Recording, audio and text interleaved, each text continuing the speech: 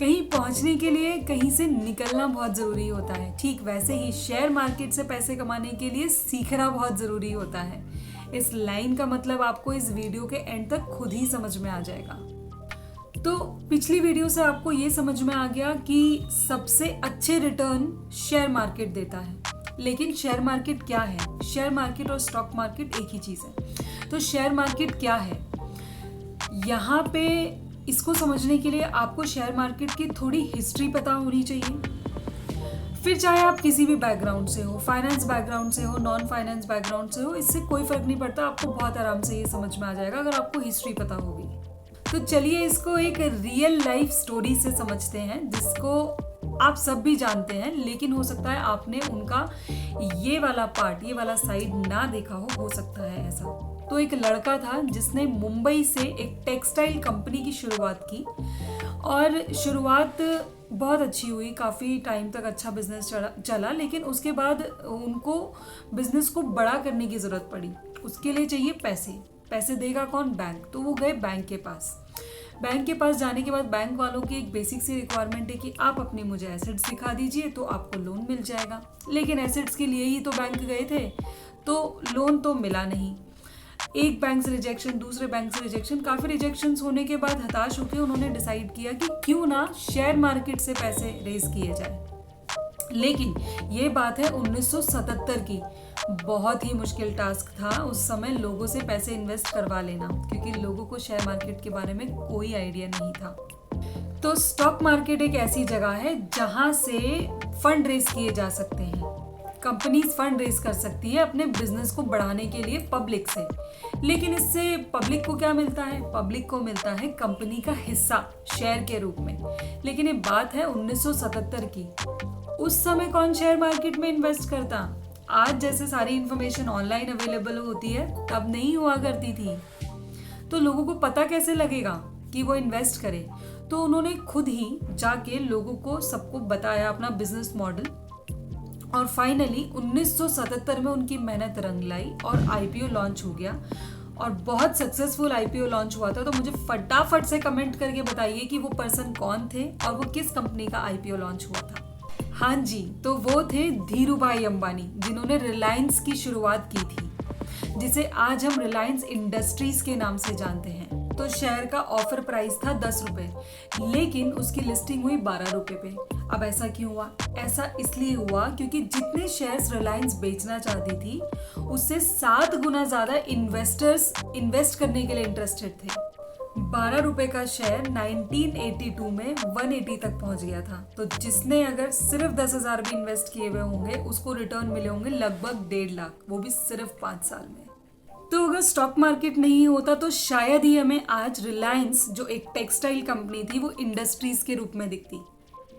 और रिलायंस के अलावा ऐसी बहुत सारी कंपनीज हैं जिसका इंडियन इकोनॉमी में इक्वली कंट्रीब्यूशन है, जैसे कि इन्फोसिस, HUL, ITC, TCS। ये सब कंपनीज ने का जो कंट्रीब्यूशन है इंडियन इकोनॉमी में, पता है असली श्रेय किसको जाता है? इनके इन्वेस्टर्स को। क्योंकि अगर इन्वेस्टर्स ने इन पे ट्रस्ट नहीं किया होता तो ये इतनी बड़ी कभी नहीं बन पाती, और शायद इन्वेस्टर्स ने भी इनसे पैसे नहीं कमाए होते। तो कंपनीज को चाहिए होते हैं इन्वेस्टर्स, और इन्वेस्टर्स को चाहिए होती है ऐसी कंपनीज जो उनकी इन्वेस्टमेंट को मल्टीप्लाई कर सके। अब ये देख के लोगों को भी कॉन्फिडेंस हो गया था कि हाँ, शेयर मार्केट में भी इन्वेस्ट करके पैसा कमाया जा सकता है। इन्वेस्टर्स और कंपनीज के अलावा कुछ और भी लोग थे जिनको अब शेयर मार्केट में पैसा नजर आ रहा था। ईयर 1992 में भारत के शेयर बाजार में एक बड़ा धोखाधड़ी का मामला सामने आया, जिसने इंडियन फाइनेंशियल सिस्टम को गंभीर रूप से प्रभावित किया।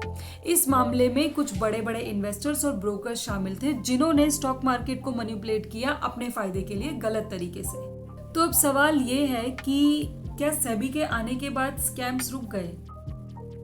हम ये कह सकते हैं कि कम हो गए, रुके नहीं हैं, लेकिन और रुकेंगे भी नहीं। उसकी वजह ये कि जैसे गवर्नमेंट स्मार्ट हो गई, इन्वेस्टर्स स्मार्ट हो गए, तो स्कैमर्स भी स्मार्ट हो रहे हैं भाई।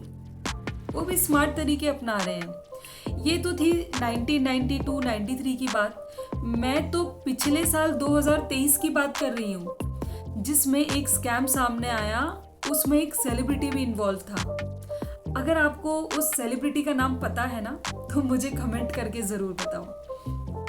तो ऐसा हुआ कि साधना ब्रॉडकास्ट करके एक कंपनी है जिसमें एक YouTube के माध्यम से लोगों को, फॉलोअर्स को ये बताया गया कि एक प्रोजेक्ट मिलने वाला है और उस प्रोजेक्ट के मिलने के बाद शेयर की प्राइस बढ़ जाएगी। तो 2 YouTube चैनल थे दरअसल, एक इन्वेस्टर करके था, एक मनी वाइज करके था, जिसको एक ही ऑपरेटर चला रहा था, मनीष मिश्रा नाम से।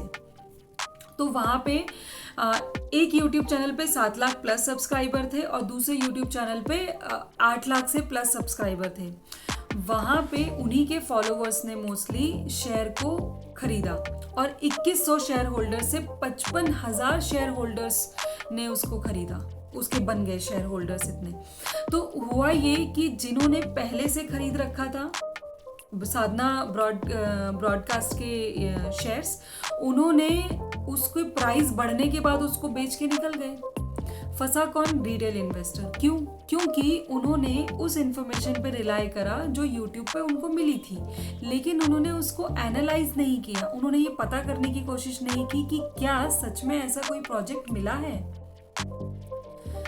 तो जब तक लोगों की ये डिपेंडेंसी दूसरों पे बनी रहेगी तब तक ये स्कैम्स नहीं रुकने वाले हैं। तो जैसा मैंने आपको शुरू में कहा था कि अगर कहीं पहुंचने के लिए, कहीं अगर पहुंचना है तो कहीं से निकलना ज़रूरी होता है, ठीक वैसे ही शेयर मार्केट से पैसे कमाने के लिए सीखना ज़रूरी होता है। तो सीख के ट्रेड करना। मिलते हैं अगली वीडियो में। नमस्ते।